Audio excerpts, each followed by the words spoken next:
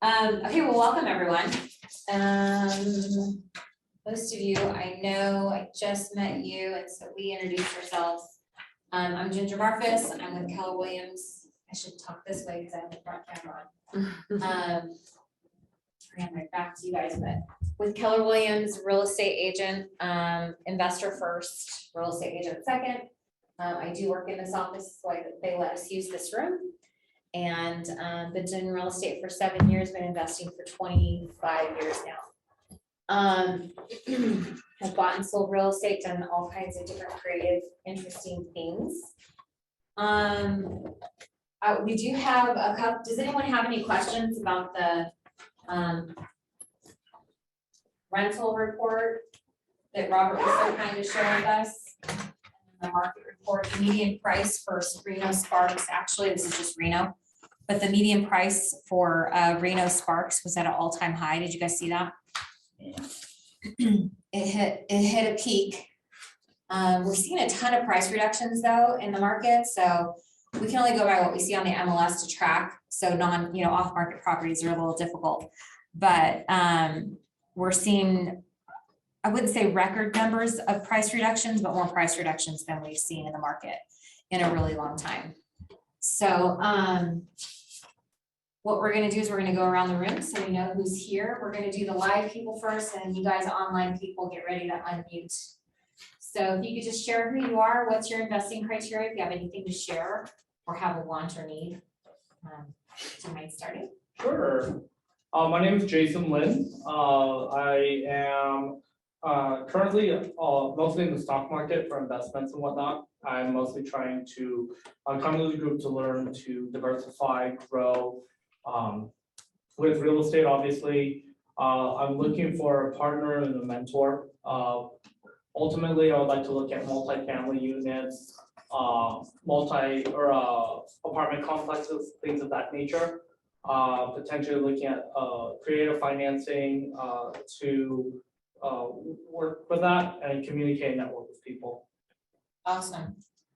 I'm Glenn Starrett, and I've been involved in real estate investing for 15 years. I've got 9 houses in Memphis, Tennessee. They're all rent right now. They're all rentals. I don't do any of the rent to own or anything like that. I just do straight rentals. Single family homes, all of them. I don't want to deal with apartment tenant issues. It just doesn't sound like fun. I generally like to buy them right and hold them a long time. I'm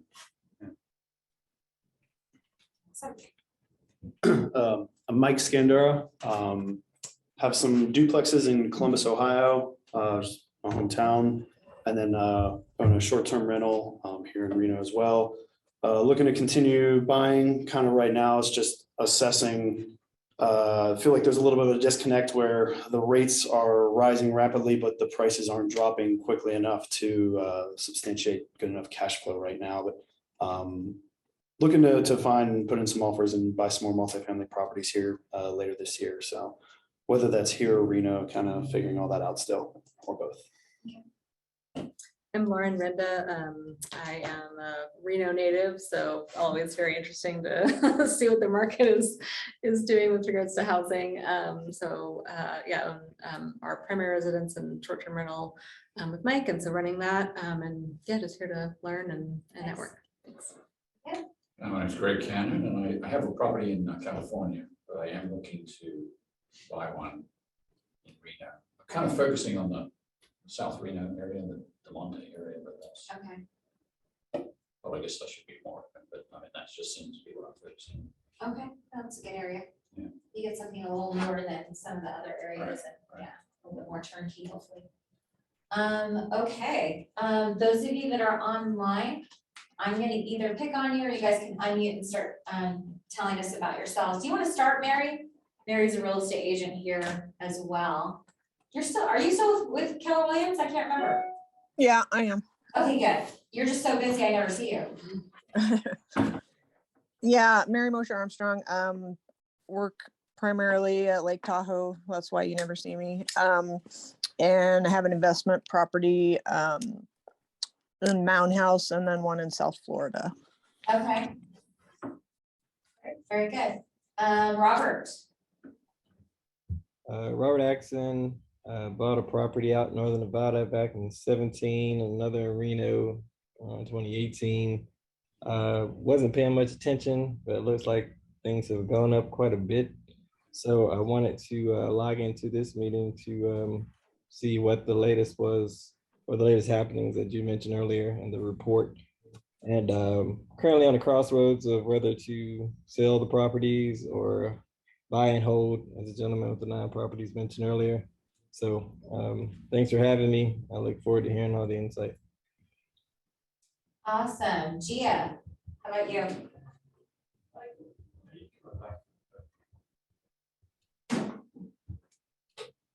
Gia, are you able to unmute? You can chat if you want. Hey, how's it going? Good, how are you? Good to see you. You're not on vacation? No, I'll take it. Well, we're going through who you are and what you do and that kind of thing. You're it now. Oh, I am. Because Gia's not unmuting, so I don't know, like, she Okay. might have went to the restroom or something, I don't know. You can, yeah, that's, yeah, right there. There you are, see? There's the camera right there. We switched it, Oh. because we're gonna do that. I'm Mitch Rivard. I buy real estate. What else is this? Like, where am I? No. Yeah. No, that's it. Yeah, That's fine. that's what I I do. put you on the spot. Okay, and Russ, we'll get to you in a minute, if you don't mind. Okay, perfect. Russ is our speaker, so Gia somehow she left and then, I got it. Oh, I'm okay, still on. thanks. We'll let her connect. And Gia's a girl. Okay, couple things. Let's see, let me show the screen this way. Show the screen.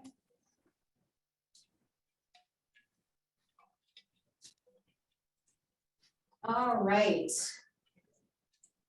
How many of you guys saw this property already? It's a multifamily. List price is 1.4 million. It's over by the college. It's a 1-bedroom. Sorry, there's one bedroom, 1 2-bath, and 2 3-bedrooms in this 4-plex. So it'll go, it doesn't have to go commercial financing. Just to give you guys an idea of what the house looks like.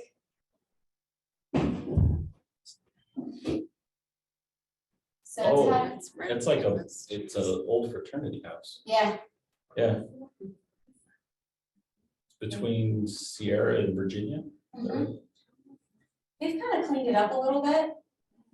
They obviously took photos when they were drunk, probably after the frat party, I'm not sure. Probably But haunted by the beer bongs past, yeah, totally. the ghosts of. Because it's not about property, I would have hired someone professional, but I'm talking about, I don't need to do that, I'm sorry, I'm talking about her property.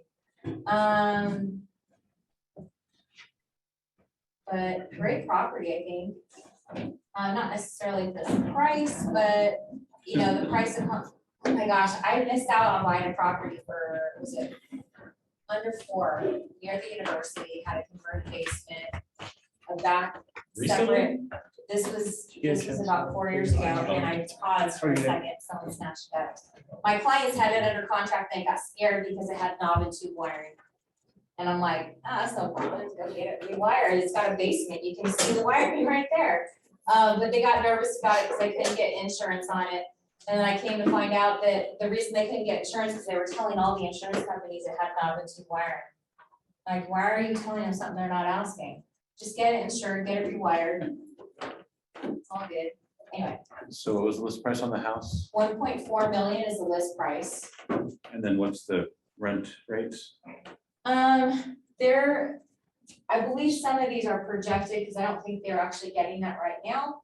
1,000 on the studio, 1,500 on the 2-bedroom, and 2,300 on the 3-bedroom. So 4,800 total. No, No, it's 2,300 2, twice, 3, yeah. 4, 4,800, yeah, yeah, is what they're so it's, projecting. So that should be 46 because there's 2 of them. yeah. Wait. There's 2 3-bedrooms. So You're you're like gonna multiply- 71, you're gonna double that. 7100. Oh, okay, gotcha. So how So much? the net operating income is 80. Annual expenses, they have a 10, which, you know, that's Which is relative, made up. right? I mean, especially since it's all like 0, 10,000 even, The how other did one- that happen? The other one's done at 24 cents and the other Right. one's like round comes up even. Gross schedule income 90,000, so that's relative to Okay. that. Yeah, But taxes though, you can't beat that. Russ, do you guys have taxes that low? That's annual, by the way. 300. 19,000 or 1,900? Well, if in Cincinnati and some of the markets, if you were, if that was tax valued at 80K, yeah, we've got, we sit in Cincy around 2.5, some areas go up to 3. Central Ohio is around the same, and then you go to Northeast Ohio and it's significantly higher, but I don't know what that tax value on those properties are, but that seems pretty darn low. Yeah, we're blessed that way. It's a little bit unique here in Nevada that our property taxes go with the property and not necessarily with the exchange of the ownership. So We just changed that in, and that's a big investor real estate thing that I can get into on Ohio. We passed Senate Bill 26, and it insulates a lot of smaller properties, commercial and residential, from immediate tax attack by the school boards. You know, a lot of it is pro forma based, so they would go after it based on a sales price, and they Yeah. have to go through a lot more loopholes. This was just the last probably month or two to do that. So yeah, we're getting in line with all the rest of the country, which is good, and it provides some opportunity and benefit. But yeah, we had some long ways to go there. okay, well, perfect. Well, that leaves me, if anyone's interested in that property, reach out to me at the end when we network. Hopefully there's more people than just us to network. I'm guessing people are gonna trickle in. If not, everyone that matters is here and there. Who else do we have? Let's see, Gia, we were gonna give you an opportunity to tell us who you are, what your strategy, investment strategy is, why you're here, what you'd like to learn, whatever you want to share with us. And if you don't want to come off mute, that's okay. And then Joel, same thing.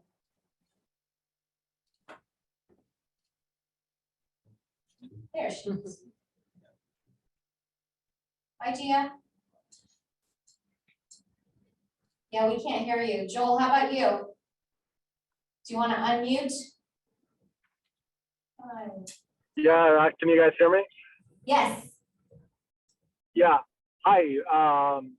Yeah, I'm just interested in acquiring properties here locally. I mean, I don't know if you remember, Ginger, we met a couple weeks ago. I'm a local structural engineer, and just looking to get started in some investment properties here locally and out of state. So I actually was looking in Columbus, Ohio also. So this will be a good one. All right. Very good. I think Russ, you're in Cincinnati, is that right? That's correct. Yep. Okay, perfect. He probably has some great referral partners in Columbus too, so. Well, on that note, Russ, I'm sorry, Gia, we couldn't hear you, so I'm not sure if you unmuted and started talking, but if you want to put something in the chat, we'll share it. Russ, we're gonna go ahead and move on to you. Can you tell us a little about yourself, please? So I am a commercial agent, generally speaking, with Keller Williams 7 Hills here in Cincinnati, Ohio. I originally started my career in real estate as an analyst at an appraisal office in the Cleveland area. And I worked there for a number of years until I went out on my own as an appraiser. And a few years into working as an analyst, I found that I could really work with friends and family a little more efficiently as an agent. So I got my license as an agent in about 2006. So I've been practicing now for about 18 years. 7 years ago, I relocated to the Cincinnati area. I've had the great opportunity to work throughout the state of Ohio on different projects in the appraisal area. I work with a lot of, in the past, work with a lot of government agencies. I'm licensed to do a whole bunch of, I'm a general appraiser in Ohio and Florida. I've been licensed in a couple other states. I have the additional certifications to do government work for takings and road widenings. I've done airports, bypasses, all kinds of things. So about a year and a half ago, decided I really just was kind of burnt out from all the analysis.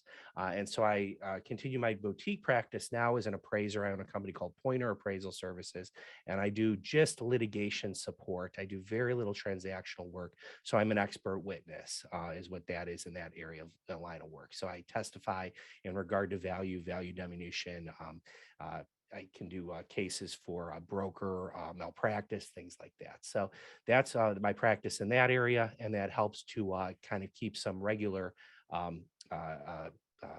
revenue into the ups and downs of the brokerage business.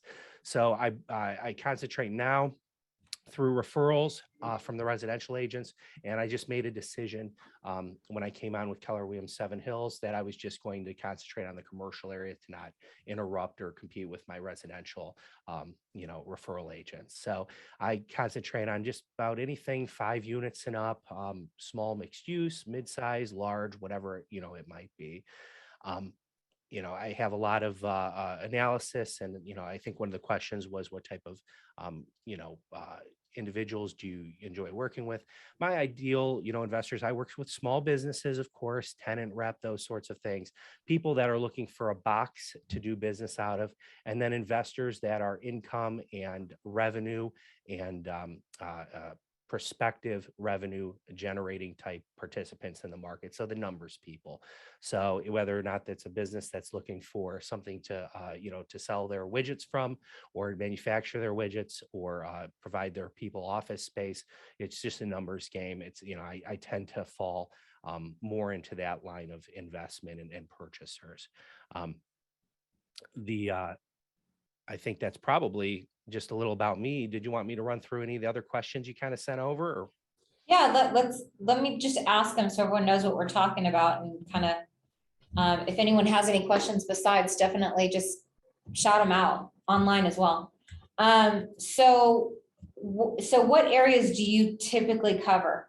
So generally speaking, I work most in the brokerage side in the Cincinnati market. I will work with larger scale investors in Columbus and Cleveland. I steer away from Toledo. I do go up to Dayton a little bit from time to time. And on the appraisal side, I'll go all over the state, wherever the client, is kind of sending me. I work throughout the court system. So I have a lot of experience throughout the state. But on the brokerage side, I just concentrate pretty much in Cincinnati if it's, smaller projects. Okay. Can you tell us a little bit about your market and what it's like there in obviously the commercial side you're mostly working with? What does that look like in your area? I mean, I could speak quite a bit to the residential side as well. I'm tapped in with all the residential agents because, when they move some of their investors over to commercial, it's because they may or may not receive the returns they want. Or, I just have a lot of agents in our office. We have over 200 and some odd agents on the residential side. So it's a busy residential office, and I hear a lot with that. And then I do a lot of analysis because I do the expert testimony on residential. The Cincinnati market has had some really unique and interesting happenings that have gone on. This has gone on in Cincinnati. Can I share my screen? Yeah, you have control. Let me know if you have any trouble. I can try it again.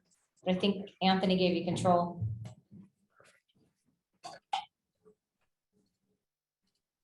There you go. Okay.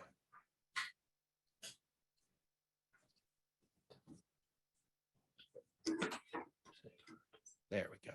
So can you guys see that Ohio happenings? Yes. Okay. So one of the big things that has happened in Ohio, we were tied with Texas for a number of years for the most new site starts in the country, which is pretty big considering that Texas is gigantic. Their tax base, their tax rates are basically zero, and they pay people to come to their state. So it was pretty big news for us in Ohio, and that has transitioned to some serious great economic conditions in Columbus and Cincinnati. The big announcement, and this is something that gets all the multifamily people really excited, is that Intel decided they're going to invest $20 billion into the market just outside of Columbus. Now, there's a lot of words on here, But in a nutshell, this plant that they're building is atomic level processing. It's going to bring 7,000 construction jobs and 3,000 permanent jobs, pretty much all of which are going to be $135,000 a year. This is just outside of Columbus. Columbus is a pretty good market, and they are in between Pittsburgh, the South Bend market, which is where Notre Dame is, that runs across Dayton, Carnegie Mellon's out in Pittsburgh. You know, of course, you've got Purdue, all these engineering schools. They put it right smack dab in the middle, and there's almost an unlimited amount of water underneath that aquifer. So they're basically, apparently chip making takes a lot of water. So this has just brought so much excitement it basically is the north east area of Columbus, but this is connected between Cincinnati, Pittsburgh, Cleveland, Dayton, and then Indianapolis. It's huge. I mean, $20 billion is, you know, unreal for one construction project, and they're shooting for 2025. I wish them a lot of luck with that. But over the years, it's going to bring over about $100 billion into the Ohio market. We have 140 some odd chip suppliers right now that supply Intel, and that's just going to go kind of nuts when this goes on. I'll go over to Amazon Air because that kind of is directly related to this. Amazon Air is their world's most advanced air transit facility is in northern Kentucky, about 15 minutes outside of Cincinnati. And it is a state-of-the-art air hub that basically transports things all over. What that did for our Cincinnati market is it started in 2010, and about 2018-19, they basically created a $15 minimum wage because they were shipping and hiring at that facility, and there are other gigantic facilities that supply that air hub for, you know, all kinds of just general labor work, and it really cranked up our economic base. It was pretty nuts what's gone on in the Cincinnati market. Overall, they put about 20 billion into Kentucky, which is again a lot in Kentucky, and it's created about 49,000 ancillary jobs since they came in 2010. So that's been a huge thing for them.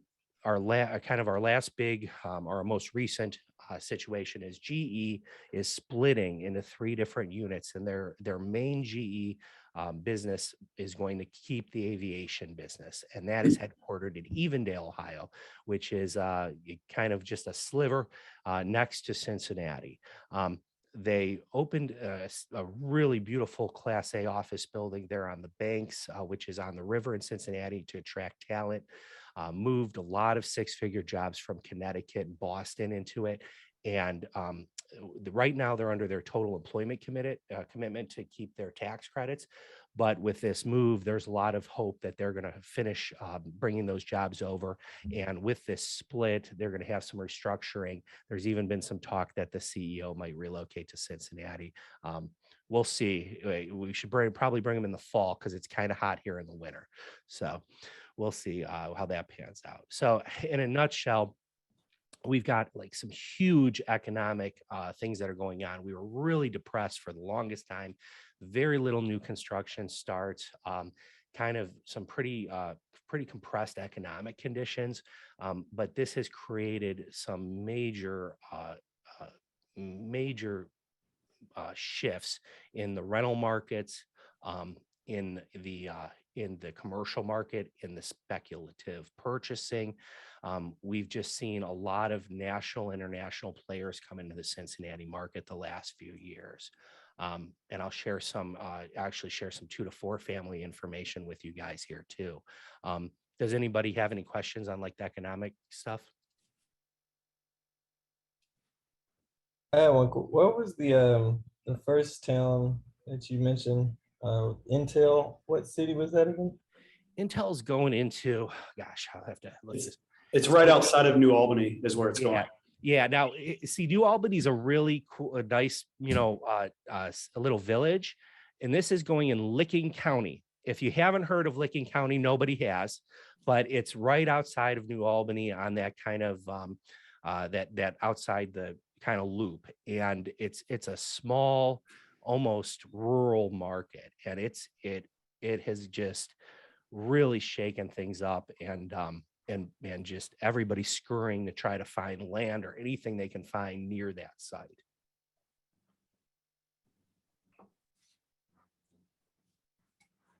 Thank you. Sure, yeah. So that's a huge announcement. We'll see how long it takes to actually finish the construction, because all these things are happening in Ohio right now. We have a difficulty with labor, because unlike many of the southern states, that it takes quite a while, if ever, to have the temporary and the other labor kind of fluctuate up into Ohio. So it's created, that's our biggest issue right now in the commercial space, and even somewhat in the residential, is labor. Getting that, we have great trucking, we have fantastic rail. I mean, everything's good as far as bringing the equipment and everything, and materials. The labor has been kind of the hiccup. So, and with that, engineering and all the other things that have gone along with it have all been backed up. So that's our biggest issue, frankly, is getting anything done that's of large scale in a reasonable amount of time. But that's probably the biggest kind of bottleneck right now. Sorry. What was the next question? Any question? Oh. So good question. So the next one was,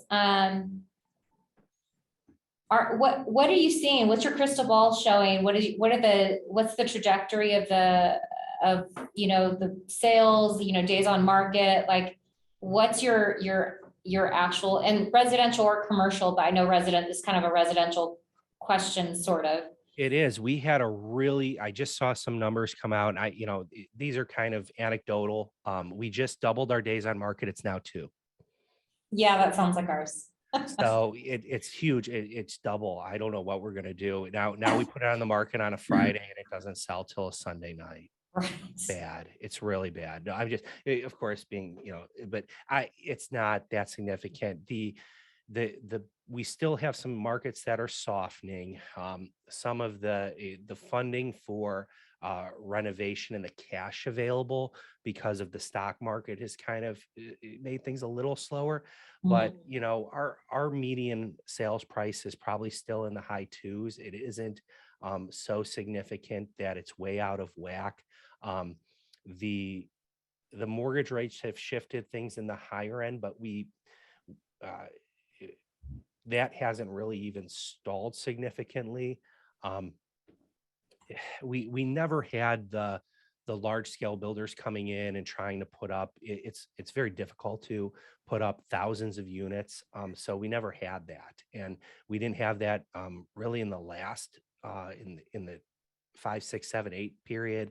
And so we probably won't see much of that. Now our Cincinnati, Cleveland, to an extent, they're both kind of insulated a little bit by some terrain or a lake.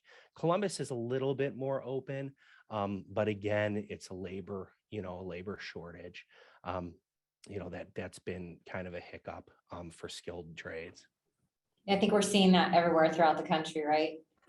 I've heard, yeah. I've heard the only place that hasn't had an issue is southern San Diego, where you can just hire people that come over and go back and work. You could bring that labor over real quick, but at 45 minutes out, it's too far of a commute, right? So Right.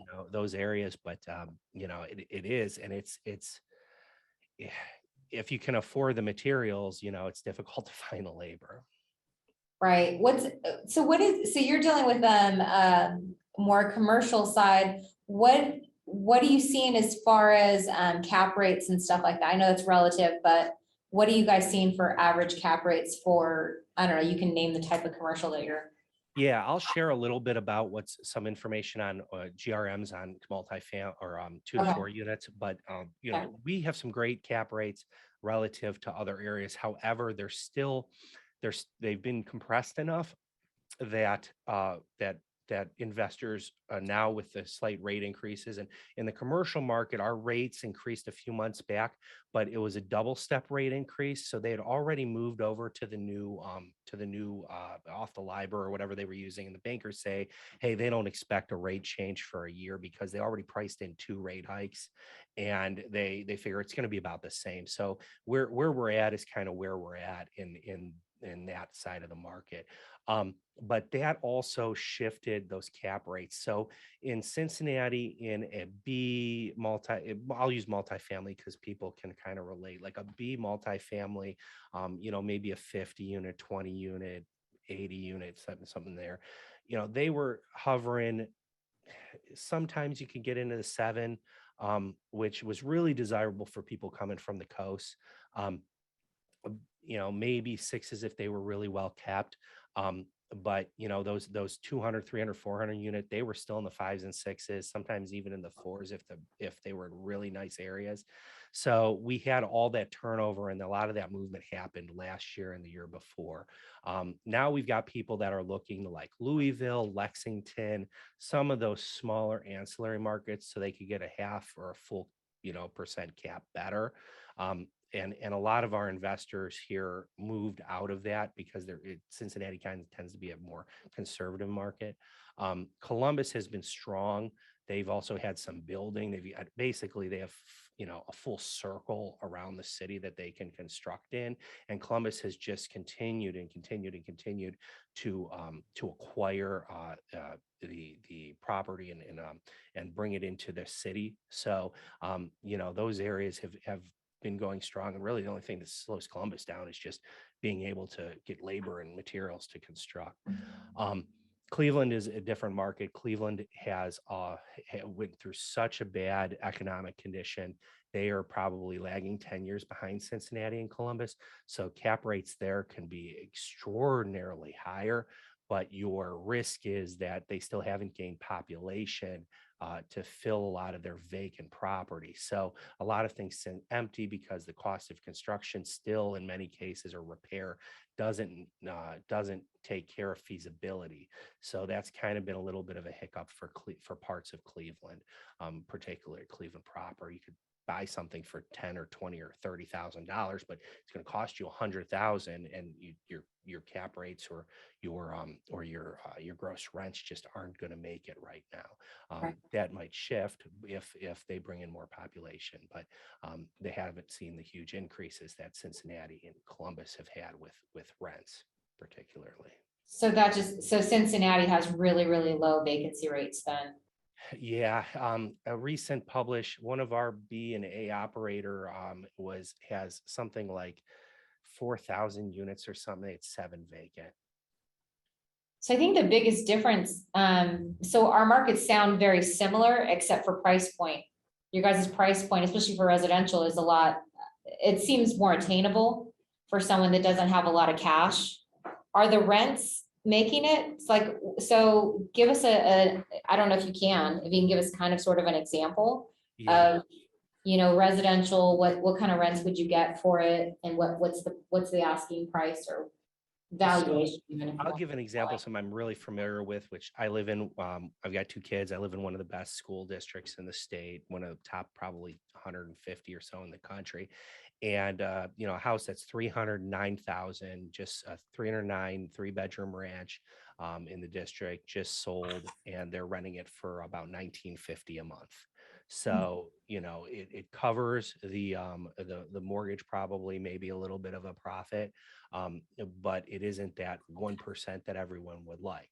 Now you can go into an ancillary C suburb and you will cover it. You could pick up something for 200,000 and you're going to get, closer to maybe not quite 2,000 a month, but you're going to get 1,600. And then I'll give you some examples. Like we have what I would call like first, not even first ring, but in the inner city, the highest, the least economically strong markets, you can receive, you maybe spend, and I'll show you some examples, but you spend 300,000 on a double or a triple, and you're probably, in these examples, you're going to get,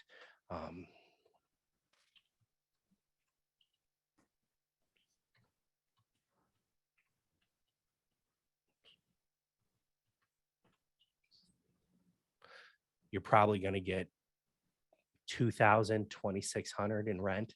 So you're going to be like 115 gross rent. You can even get down into the 70s and 80s and still have a pretty good market area and possible appreciation. And then we have other areas, just like Cleveland, where you can go in and spend $80,000 for something and get 1,100 in rent, but your vacancy, your turnover, your tenant quality is all going to be, your credit risk is much higher. So we have that variety. And then if you go into Dayton, you're basically like a just junior version of Cleveland, and you can have the same. To give you an example, last year I had college rentals at the University of Akron. I sold one, I liquidated it for 60. It needed a roof, and we're settling with the insurance, and I just wanted out. And I was at the height of when I had it fully leased in good management, I was receiving over 2,000 a month for that property, and I sold it for 60. It was appraised at 82. And that was a college rental, just like you kind of just showed. And my everyone else in that asset class and all the other landlords in that area would jump for joy if they could get the returns that you're paying. But again, OSU on the opposite side, their college rentals are extremely high price versus the rental income. It's just depends on the market, and UC's kind of in between. Gotcha. Does anyone have any questions? Shout them out. Why would you sell that?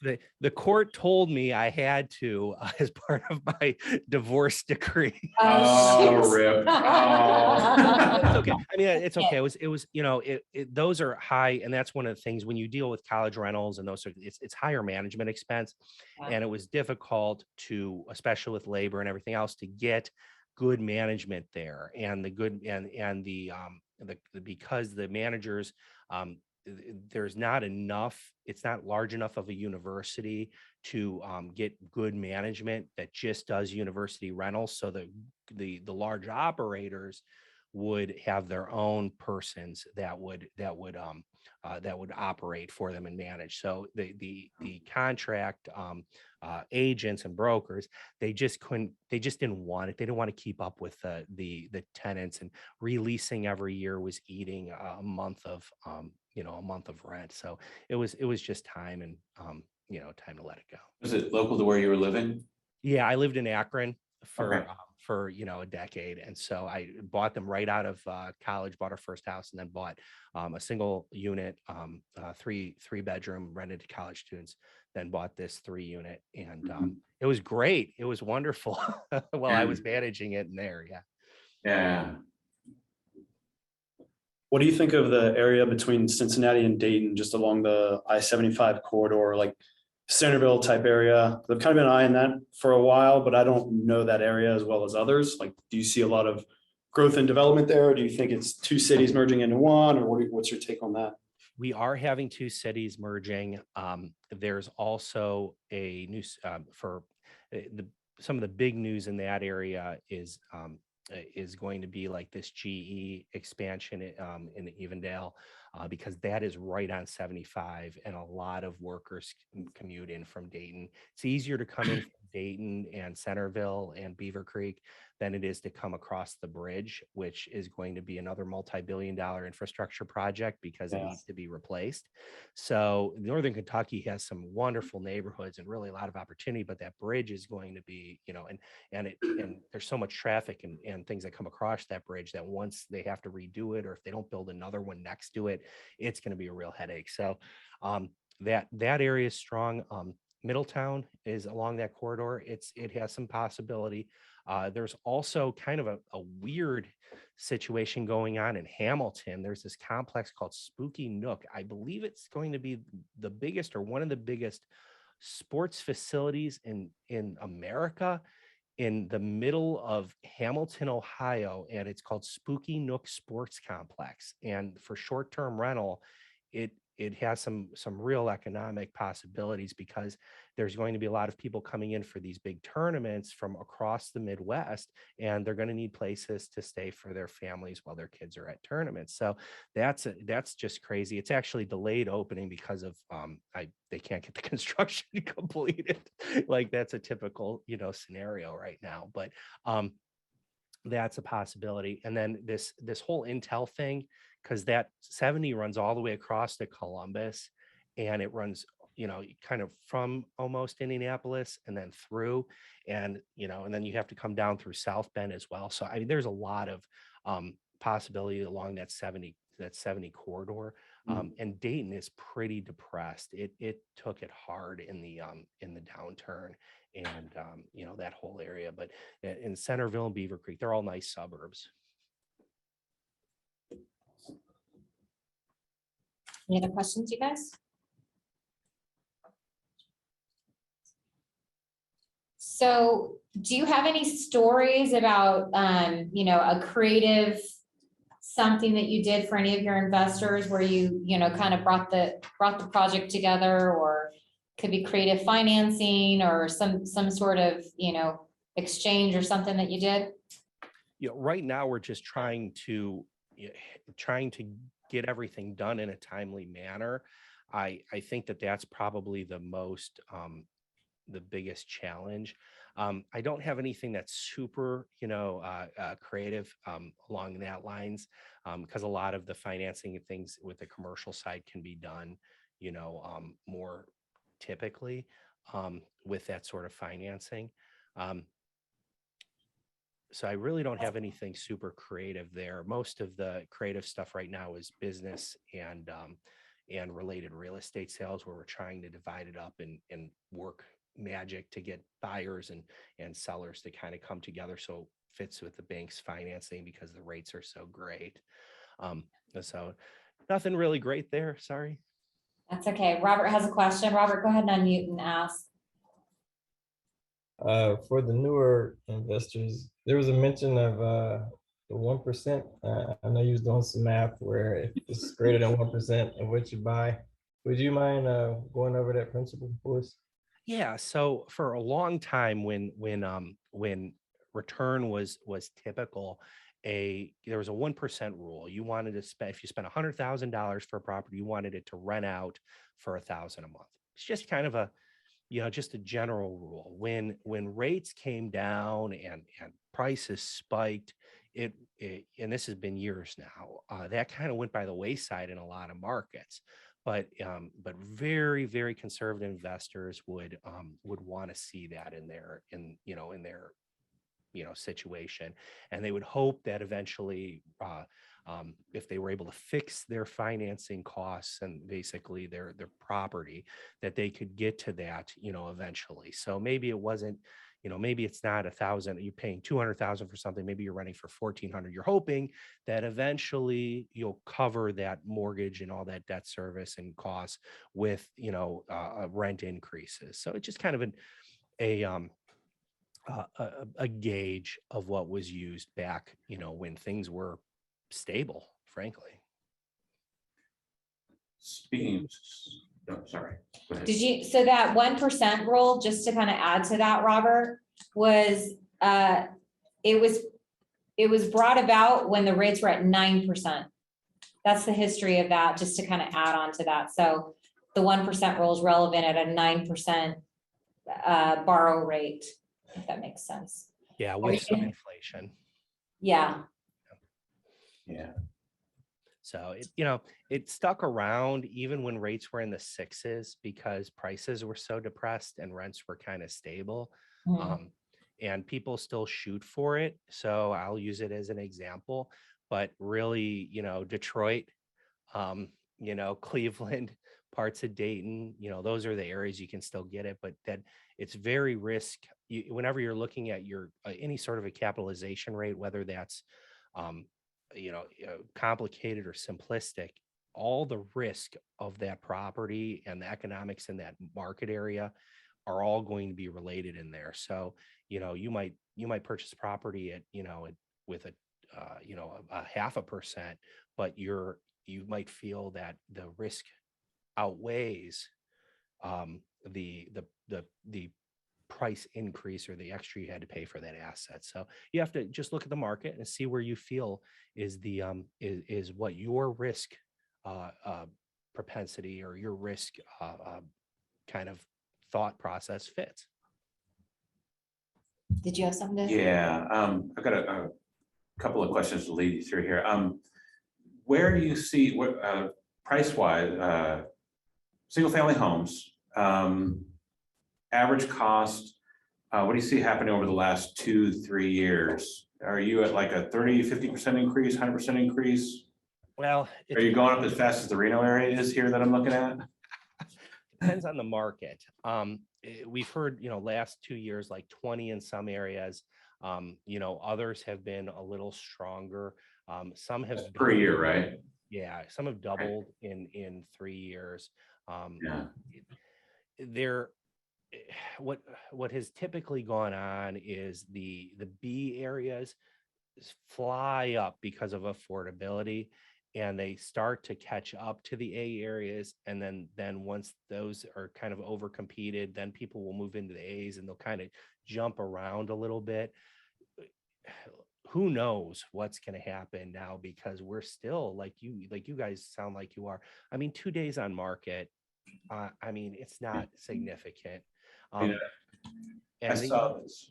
Yeah, I saw the same kind of pattern with a really fast turnaround on short days on market, high increase in prices. And that happened about 16 and a half years ago. And I got in real estate investing 15 years ago. And I'm super conservative.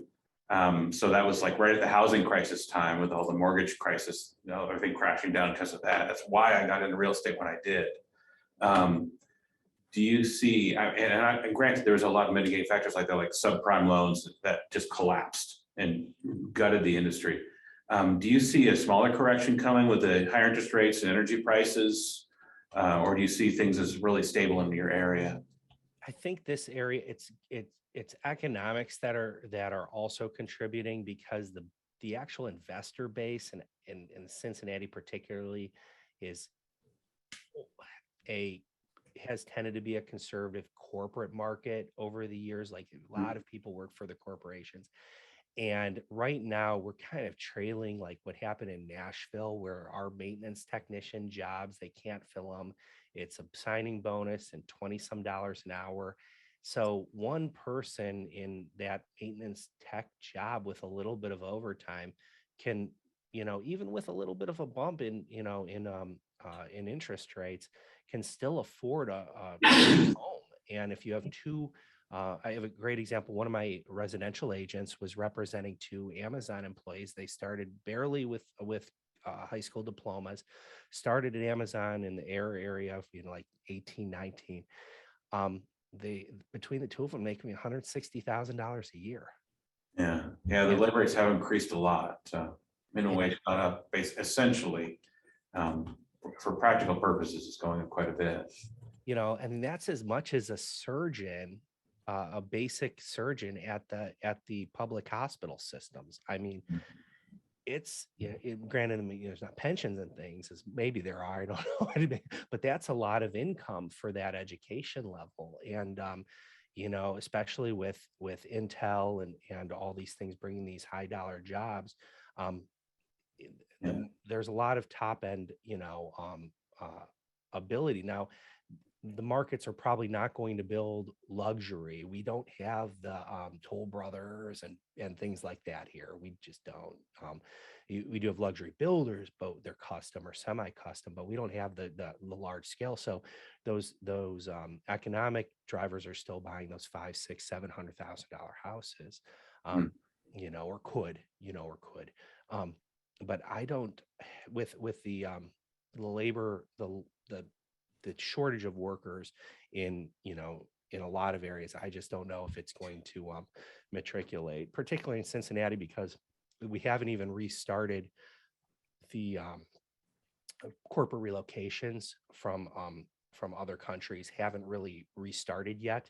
And that was a typical place for shifts and things to go, but we haven't had as many, as recently, because those persons were already brought back, during the pandemic, and then they haven't shifted people around again. So that's a big portion of certain, like the east side of our market has quite a few relocations, and those are transactions and new construction and things like that. So yeah, I think it's pretty strong, especially with some of these big plants that are coming back. And there's another one toward Toledo.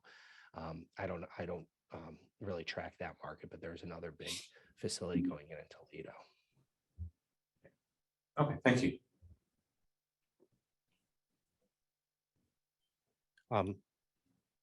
Would you like me to share this gross rent stuff? Yeah, do it. Kind of neat. Go for it.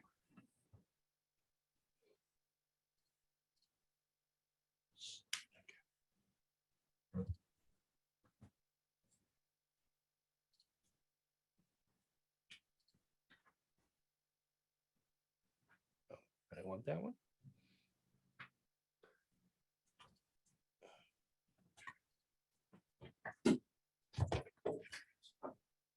Okay, so I'll go back here to a little map. So this is Cincinnati right here, and you can see where the river is just below. Cincinnati's a river town like St. Louis and Pittsburgh. This down here is northern Kentucky. And then if you were to go all the way out to the far side, we actually border Indiana to like about 40 minutes out. And then Ohio kind of dips down and encompasses like a little bit of the edge of Indiana and things.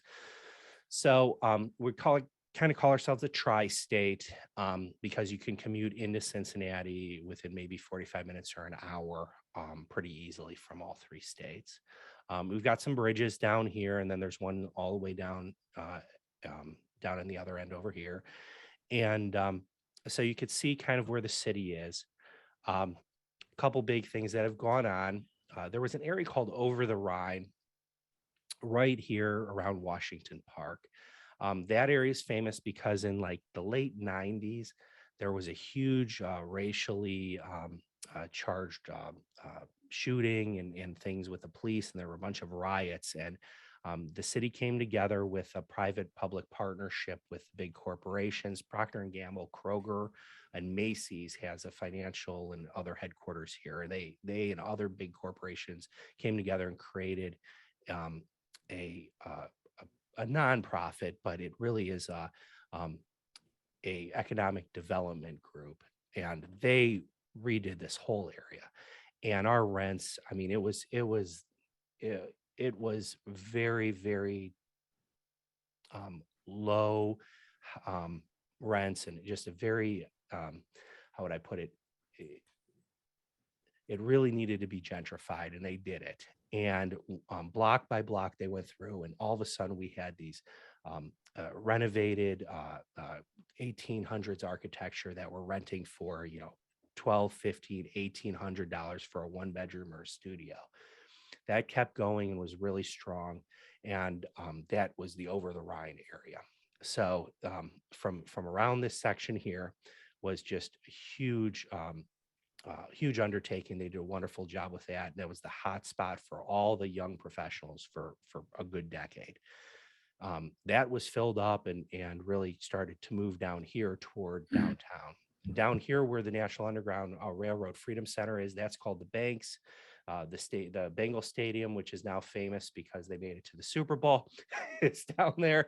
And GE built their headquarters, their administrative headquarters there, along with a whole bunch of other brand new, beautiful buildings, brew pubs, things like that. So now we've got kind of a stretch going all the way up through, still being gentrified, but all the way up into this last section here where Findlay Market is. All the original breweries, some of the biggest in the United States back in the mid 1800s, are up here just above Findlay Market, where actually the canal used to be. So the canal was right here. We're building the FC Cincinnati, well, they finished it in the west end here. So this is kind of getting boxed out in the middle. So the next site that kind of became big was up here by the University of Cincinnati, which is where the VA hospital is, the EPA, the UC obviously, and Children's Hospital and UC Hospital. They call it Pill Hill, which is a great nickname because it is actually up on a hill. And that's where back in the 1900s, if you needed, surgery or anything, you'd go to Pill Hill. So then UC and developers started to purchase everything inside of this area. And this is mostly a lot of college rentals and short-term rentals and things like that in here. So the next neighborhood over is a neighborhood called Walnut Hills. And this has been the focus of a lot of our investment because those that were priced out of Over the Rhine and UC would kind of transition over into East Walnut Hills. Because as you go over here to Hyde Park, this is a very expensive single unit mostly and high density housing area that's pretty I would say like a luxury kind of setup. So they were kind of almost stuck kind of in this area over here. So this has been a big focus of redevelopment. There's it has a lot of the character that Over the Rhine originally had, but some lower rents. So just kind of looking at what's happened with rents in that area the last couple of years. I'll go into here to the to what things have been selling for. So right now in that area,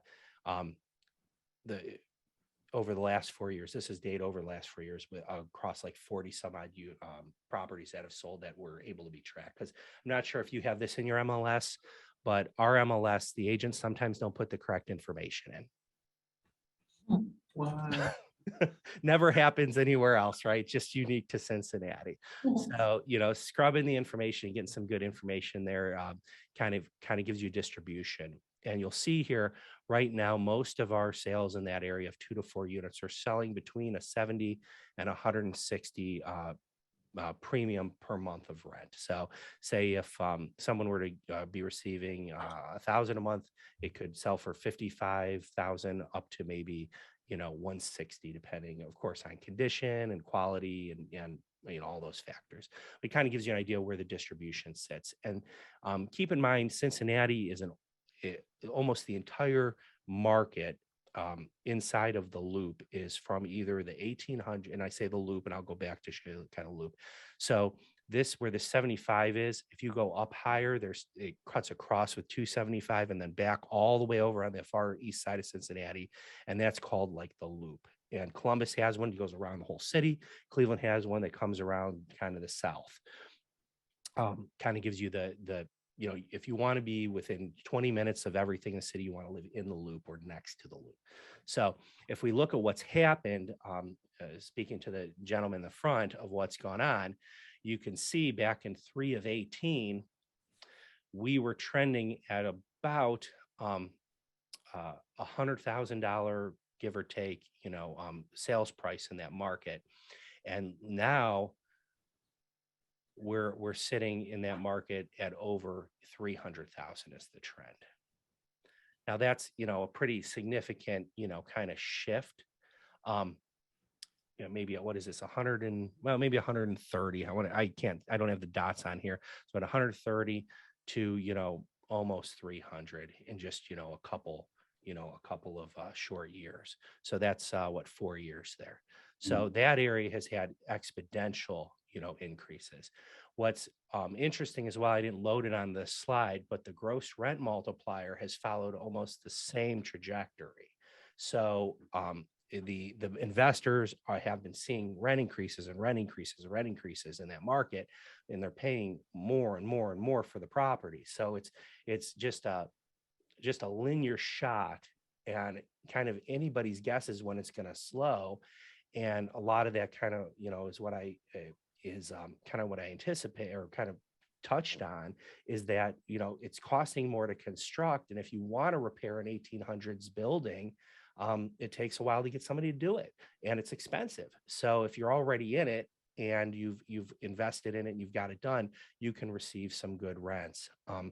And that's kind of where that market has been. And this is an example of an area that's undergone gentrification, and those who recognize that early have had huge gains from it.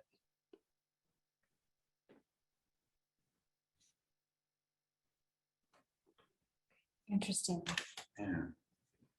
Yeah, because you can't build. I mean, to build, it's high density. To build is extremely expensive in Cincinnati proper. It's very time consuming to get the permits. And now with COVID, all the permitting offices are way understaffed and behind. So, you know, it's very difficult to do anything, you know, major in those markets. And that's just created a huge opportunity for those who were early adopters. Right. Yeah, we're having the same, very similar, very similar in our permits and everything else. And it's funny because like just watching your map, it looks very similar to our, not exactly, but like right along our river, we have a regentrification project that's going on near downtown. And so there's a lot of similarities there too with that story. Because you guys are bordered by Cali on the side and all the mountain ranges, right? Mm-hmm. Yeah, we're surrounded by mountains. We're in a little, sometimes if there's smoke, if there's fires in California, we're like an ashtray. Oh, Because we're like, we have this little bowl because we're surrounded by mountains, so it kind of gets caught up in here. So last year was horrendous, wasn't it? Oh my gosh, were you guys here last year? Yeah. I'm hoping we don't have that kind of thing going on this year. yeah, it was bad last year. I was in California, and it just was a little bit. It was like July, so it had already kind of came through, but there was like a little bit left. And then going through, we were in Sonoma, and is like, I mean, I was in Sonoma when it was green and lush, and like everything was burned up. It was just scary. Scary. Does anyone have any other questions? Do you guys have? Yep. So I was actually curious. I'm seeing like a trend of more development of like multi-purpose properties, like residential and commercial, like mixed-use properties, and then also more of like luxury built apartment complexes popping up in our location. In your area, have you noticed that that's also trending, or do you see that happening because of like population growth and things of that nature as well where you're located? So we do have a couple of kind of mixed use, larger scale developments. They tend to concentrate on retail mostly, and they're doing these larger apartment complexes with first floor retail and some mixed in office and maybe in a hotel. And those were started pre-pandemic for the most part. The stuff that's planned, you know, everybody wants to get something going. It's just taken a while and it was stalled. So those that were started and planned, they're going in. So yes, as far as that's new construction. The operators that are in the Class A apartment space, that have been in that space here for, you know, in Cincinnati specifically for 30, 40 years, they're starting to move some of their inventory and sell their large, you know, these are large 200, 300 unit complexes. They're starting to sell those off and then starting their planning to do their new Class A, because they've operated in that Class A space. And as it became B, they want to move, they want to stick to what they know. So yes, we have had that, and they are mixing in a little bit of mixed use on the first floor as well. And then a smaller, I wouldn't say smaller, but okay sized hotel, nothing gigantic, but, you know, 100 rooms, something like that. And most of that was started, you know, pre-pandemic. You know, right now, a lot of the labor is going into other projects that were kind of in the works. You know, and feasibility has stalled some of our projects because of bids in the short term. If they can't push it out 18 months, the bids are coming back like 1.5 times for a huge project. So it just stalled feasibility. So they won't even start. You know, those that were already contracted and on their way, they're still going.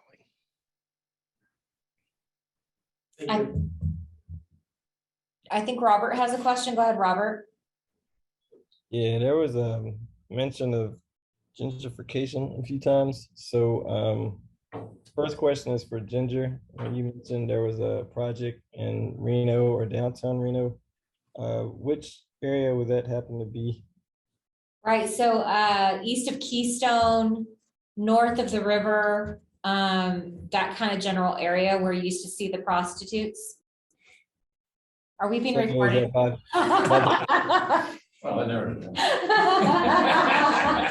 No one's gonna admit they know where the prostitutes are. No, so yeah, they're really, so kind of run down areas, kind of where, do you know where Gold Dust West is? The gold and silver. Is it the Gold and Silver? Yeah. Oh, okay. No, there's Gold Dust West also. Oh, okay. So, so that general area is getting regentrified. There's a huge funding that is going into that. And so, what's that? It's Jacobs Entertainment What? that funds. The company. Oh, gotcha. Okay. That bought and all that property from before the wedding chapel all the way down to the corner where GNS is. Okay. Jacobs Entertainment has purchased that. Do you know more about the regentrification? That's about it. They're tearing down all the weekly hotels. Yeah, so they're tearing down all the old, you know, motels that you used to be able to go party at and, you know, all that kind of good stuff. And there's like, Those are called local service. I found that out from a hotel expert years ago. Local service. so there, I've had a few, you know, and then everything that's going on in the river, anything that's close to the river, obviously, there's a lot more value there. People are going in and purchasing some of those older, I mean, gosh, some of them are built in the 1915s, 20s, 30s, and they're renovating them and stuff. And because of this regentrification project, the values are just gonna naturally go up with that happening. So does that give you an idea, Robert, of where that is? Yeah, so you said I'm thinking between Keystone and the Silver Legacy. Silver Legacy just going west toward Keystone. Yeah. And the grocery store. Okay. Yeah, not quite that far, but yeah, Okay. Got it. yeah, that general And, area. With these trends that was mentioned earlier, like Fallon, for example, is pretty high. It's over 10% annually. The value is going up. Do you see or forecast a slowing down in the Reno, Fernley, Fallon area? Great question. As far as price? Yeah, Or 'cause right, thing. yeah, the Okay. value's going up high. Well, I think if the rates continue on up the way they are, eventually price is going to settle. And I don't know what are you seeing, Russ, in your area? Because you guys have a very similar market. You have a lot of jobs coming in, probably more over there than here, but we're very, very close to that. We have a lot of jobs coming in with our EDON and whatnot. But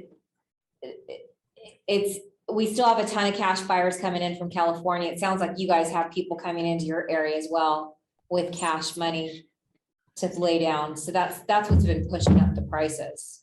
And, you know, too, I saw this in the last, after the last boom, the prices are relative as well, because what happens is those lower price properties then might sell for double. You know, like the Walnut Hill situation, you know, you've got a 3 or 4 unit that's exponentially increased. But part of it too is people will come off of their investments because they've been receiving a certain return and they're like, okay, I've had it long enough, I'll sell it. And they might convert that to cash, or they may convert that to a different asset.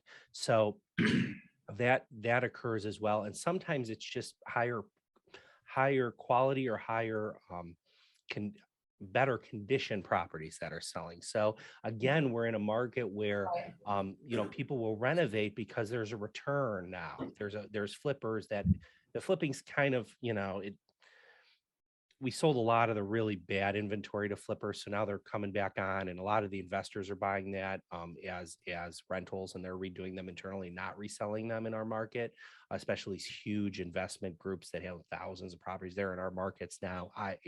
The eBuyer, iBuyer, they're here. And they're finally coming in and just using them as rentals. They're buying them and renting them, not reselling them or trying to, get a return like that. But so without looking at what the underlying, property condition and everything is, it's hard to just look at sales prices as indicative, but it is definitely indicative of the overall market. When you see these huge increases, it's not just like everybody's all of a sudden selling nicer quality, bigger homes, so that is, true. I don't, the demographics right now in our market, we have people with jobs that are buying, and we have investors that are buying and renting to those persons. So the overall market isn't going to set itself up for a major shift with minor shifts in interest rates, until we would have a glut of maybe like bigger inventory, like maybe the baby boomers, they would decide to just all sell at once. And that's probably our biggest risk in most of these markets, is that we would have a glut of large homes on the market at once, because that whole generation, like the millennials decided they wanted to sell, whereas the millennials have decided they wanted to buy. And if we've already affixed one generation in housing, there's no one to purchase those other houses. So, almost what happened in other, asset classes over the years, but we've just got some huge demographic things, and they're just not, they're not meeting up right now. So we haven't had massive downsizing, and we haven't had, large scale upsizing. So, I think, it's difficult to put on a crystal ball, but that's probably the biggest risk, in the market. We're not really building a whole lot. It's not necessarily slow and steady, because slow before was like nothing. Now you can get like a spec or a market house. At least we didn't have that for like a decade. And that's nice to see. But we just don't have that huge oversupply that some other places have. It sounds like you guys don't either, because you got nowhere to go. Yeah, well, yeah, we don't have oversupply for sure, but a lot of that has to do with the builders are a little bit more careful, but there's also been issues of getting supplies for building. So that's, the price to build is it's increased so drastically. So it kind of slowed down the building a little bit. Some of the projects have been slowed down because of that. Yeah, we just had this conversation, like it's difficult to get anyone with a piece of land, a site that is, with sewer and everything else in our market for under the mid 400s, even a very simple house. So most construction is, maybe significantly more than that, depending on the area, the underlying land value. The townhomes that used to be 200,000 are now over 3. Right. New construction wise, and again, like someone alluded to earlier, the luxury apartments, it's insane. They're two bedrooms. They're not doing a lot of 3s. A lot of 2 bedrooms are over $2,000, $3,000 a month in some areas. Again, new construction, but you get pools and things, but if that's what they're renting for, it makes a $450,000 house payment look attractive. Right, exactly. Robert, did that answer your question? Did we answer? So that it's kind of unknown. The specialists are saying that prices are going to continue to increase, not as drastically. So that, that markup or appreciation that you're seeing now is going to slow down, but it's going to continue to increase. That's what they're saying for the Reno market, at least through next year, and then start to slow down toward the winter time next year. I've heard that consistently from a bunch of specialists. I could see that. We've chatted about that in this market as well. There isn't the there isn't the oversupply or even a supply of housing on the market that's offered. We're not getting 30 offers anymore per listing. Right, exactly. Same here. It's like you're not getting the 30 offers, maybe you're getting, 3 or 4 or, something like that, but you're still getting multiples on certain price points at least.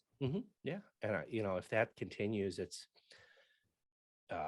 until those, I've heard it said, in most markets, it's about a 4-month supply to 6-month supply before it really starts to crest. And there's just very few places that are seeing that. Right. Robert, do you still have a question? I see your hand raised. Yeah, I just had one more to close out.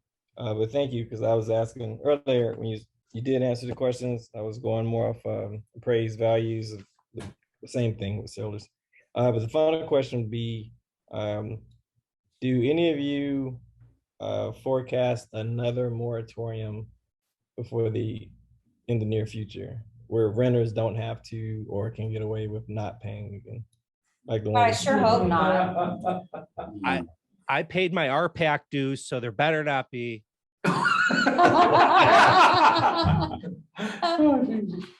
I don't foresee anything. I haven't heard of anything. They better make it where we don't have to pay our mortgages if the renters aren't One only paying us. knows. Yep, Jesus yep. Christ. Totally. Ah, I would say probably not, Robert, but who knows? We never saw COVID coming our way until it did. So, so who knows? But I doubt it's not looking like that. Anything else, Robert? No, that was it for me. Thank you. Just now, you mentioned appraisals. Appraisals are coming in a lot more conservative right now.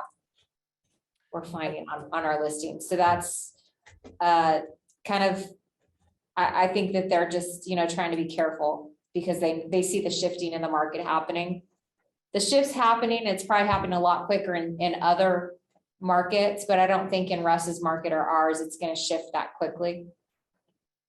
A lot of appraisal, I can speak a little bit. I mean, the market analysis that's done in a lending appraisal is very basic. When you have a shifting market, you have to look at demand side, which is what is coming in that you can't quantify through properties that have sold easily.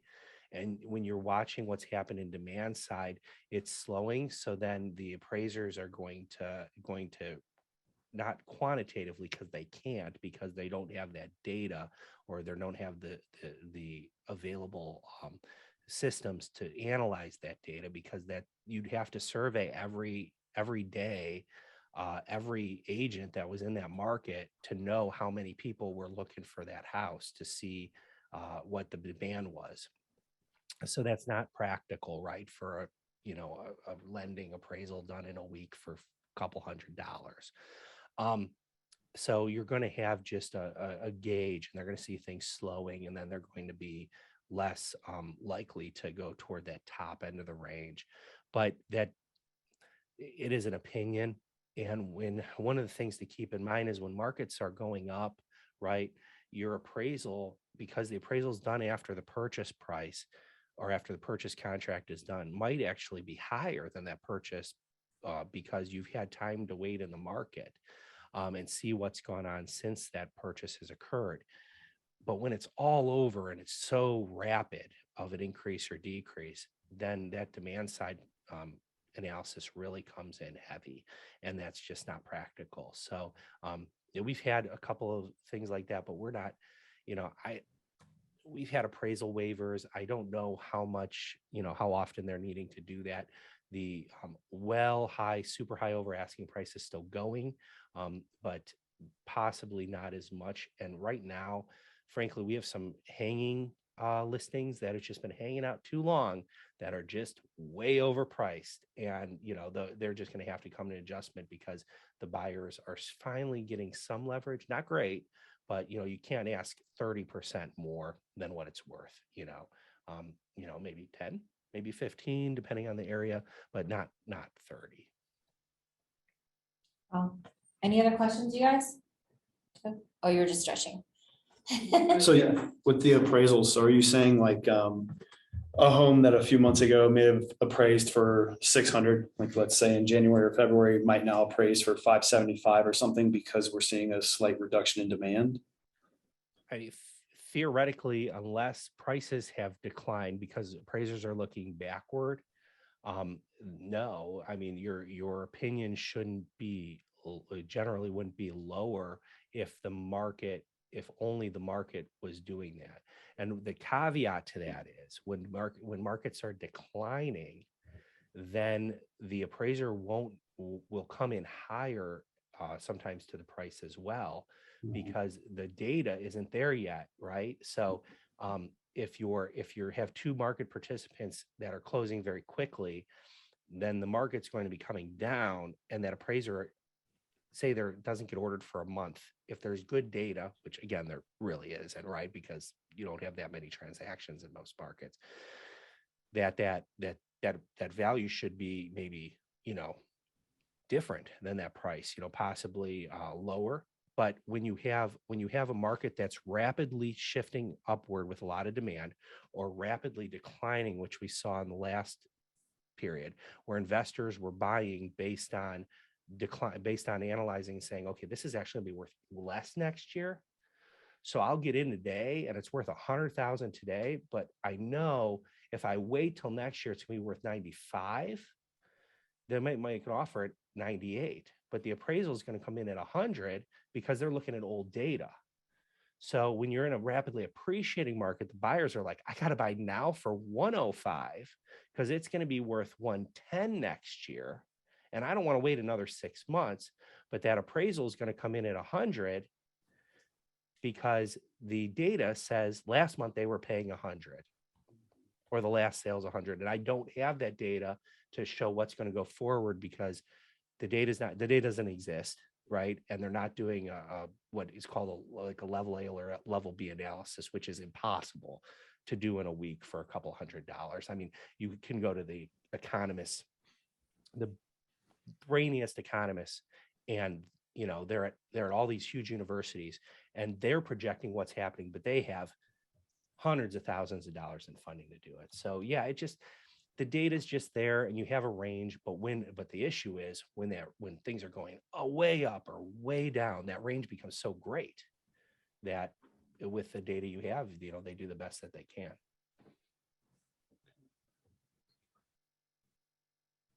All right, I think we're good. Russ, thank you so much. Do you have any closing comments or anything for us? It sounds like your market's really great. I got to check out Lake Tahoe sometime. I've heard it's beautiful. You definitely do. Absolutely. Next time you're in the area, look me up. I'll take you out to dinner or something. Okay. Now we're talking. I so appreciate you coming and staying so late. Like, what time is it over there right now? It's a little after 10:30. Yeah. Yeah. Thought so. Thank you so much. I so appreciate it. And have a great night. We'll send you the information of these people. So if you want to just kind of reach out, if that's okay. Look me up on LinkedIn. Send a connection. Sounds good. We will. Thanks, Ross. Appreciate it. Bye.